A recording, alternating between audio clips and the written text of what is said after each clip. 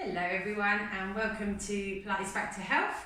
So I thought today we'll just do a little bit of mobility for the spine, because I know obviously a lot of you sitting all day, maybe leaning over, looking at a computer, and maybe not thinking about our posture. So lots of muscles are going to get tight in the neck, the shoulders, the back, maybe the lower spine is suffering, the hips as well. So when we do these, you can either do them standing, seated, like this, or you can sit on a chair. It's entirely up to you. But what we do want to do is have a real lifted, lengthened spine when we do our rotations, which is what we're going to start with. So you decide, and when you're seated, if you're sitting on the floor, you could also sit on a block or a cushion to give you a little bit of a lift. You can have your legs like this or have your legs out in front. So lots of options. What I want you to make sure is that you're not putting pressure in your hips or your lower back because of the way you're sitting. You need to find a lengthened, lifted spine. So you're going to really lift up and out of your sit bones.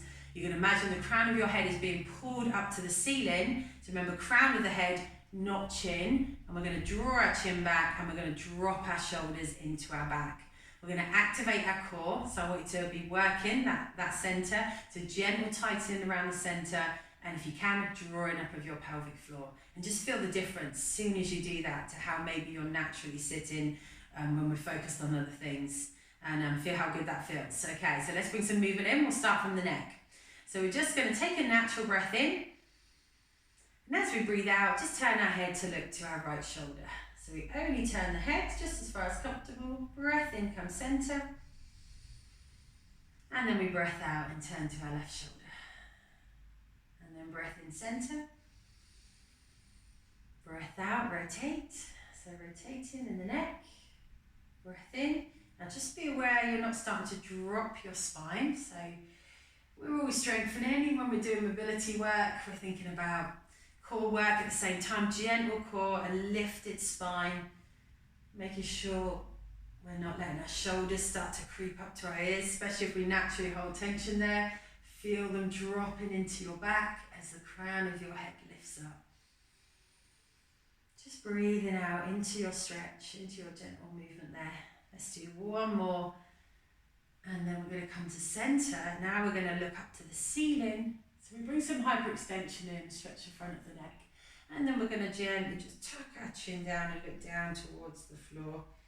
Still just thinking about moving through the neck here. So watch when you do this that you don't extend through your mid-lower back. So to try and think about staying lifted and lengthened through the rest of your spine, with your shoulders sitting in the back. Just lifting through the chin to stretch into the neck, and then tucking our chins down, and then coming to the middle. Okay, we can do one more here actually.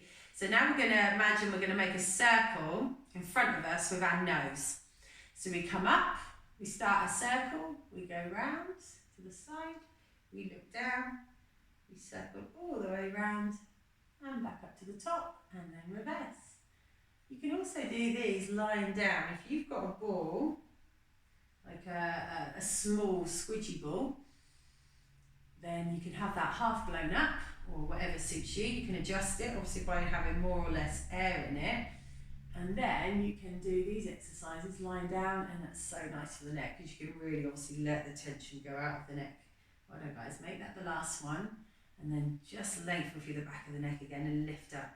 Now we're going to rotate our thoracic spine area. We're going to bring our hands, so we're resting our thumb on our chest and fingers sit on the chin. The reason we're doing this is so we don't turn our head instead, or I'll try and turn it to get the movement here. So keep the lift. No tension in the lower back. Make sure your core is working. Breath in. Breath out. Just turn from the ribs. The ribs turn away from the center, from them hips, and see how far you can go. Breath in, come center. Ribs expand, breath out. We rotate the other way. We're really aware that we're staying even on our sit bones, and that doesn't matter whether we're sitting on a chair or sitting on the floor. If you're standing to do this, just watch your hips aren't turning, because it's much harder to hold the stability at the pelvis when you're standing, because obviously your knees could easily start to turn and your hips. So you're going to think about opposition. If you imagine like a towel and you're wringing it out in the middle, you kind of work to pull the hips the opposite way if you're standing, and that'll help you keep it more stability and maybe help you get a better stretch here. Breath in. Shoulders, make sure they don't start to lift to the ears, tuck them in the back. Watch you don't start to lean back, so really strong and stable through the pelvis area, lifted. And then we come back to center and then we release. Now we're going to take our legs out in front of us and we're going to bring some flexion and stretch into the spine.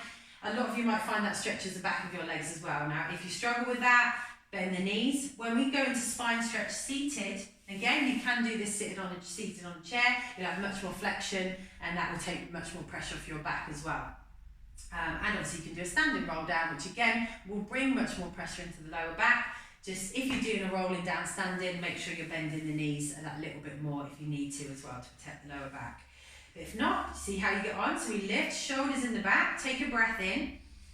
As we breathe out, we'll just start to tuck our chin. The space between our chin and chest, our ribs are moving down to the hips.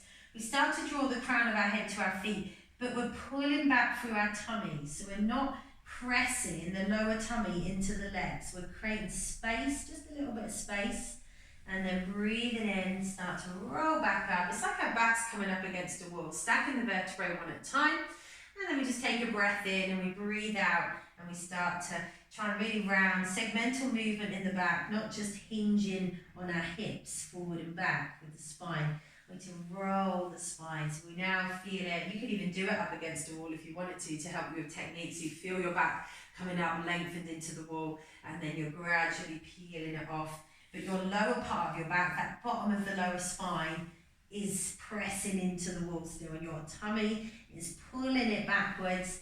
That's your opposition to get even more stretch and give you a good bit of lumbar spine support.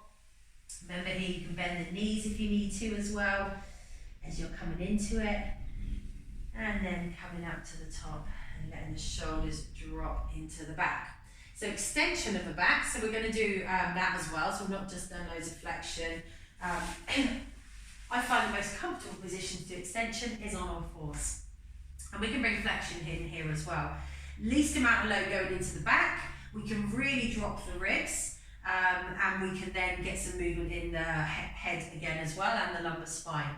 So we're just going to try and drop from our rib cage, our shoulders drop into the back, the chest opens, and then that frees the head and the tailbone to lift. But again, no compression, so don't force it. Still think about length.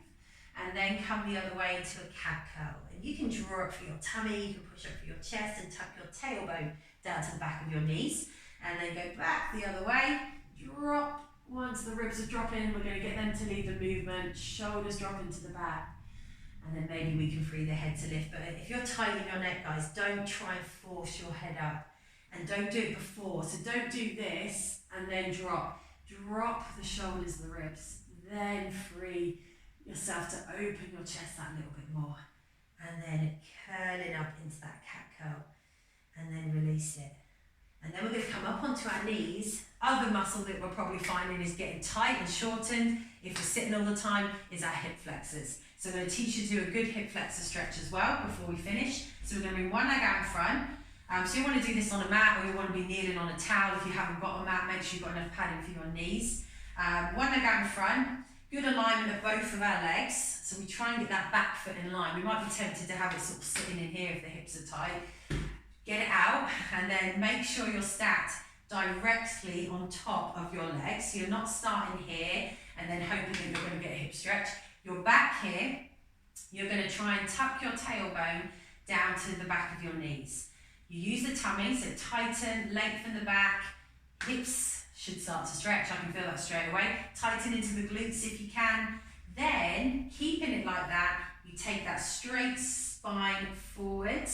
That way, if we can, we might not need to be honest. You might feel a stretch where you are. You might be able to, if you're more flexible, start to stretch here. But what you're not going to do is drop into your lower lumbar spine. You're going to work the opposition to really get that hip flexor stretching through the front. No unwanted tension in your back. And then you can release it, hold it there for as long as you want to. Maybe give it sort of anything up to a minute. Both sides, lift up. Pelvic tilt, so we're upright, we're stacked, everything's in place. We tuck, we use the tummy, we use the glutes, which if you're doing my classes, I've taught you, to do that tuck, that pelvis movement first before we do anything else in class to warm up. But then we're doing it here, we're going to get much more work to stretch into one side, and we've got that pressure, we've got that work to push it forward, that stability to do it as well. But remember, hold on to something if you need to, and then just see how much you can stretch into that hip. You may feel it more dominant in your quad muscles in the front of the leg if they're really tight, but still work to tuck as much as you can, so hopefully we're stretching into the hip as well. And then release, guys. Well done. So if you do them every day, like once a day, that will really help you keep that little bit more mobile and flexible. And they can work with any other exercise that you're doing. If you're going for nice walks every day, it's a great thing to do before or after. I hope it helps. Any questions, get in touch, and I'll see you soon. Thanks.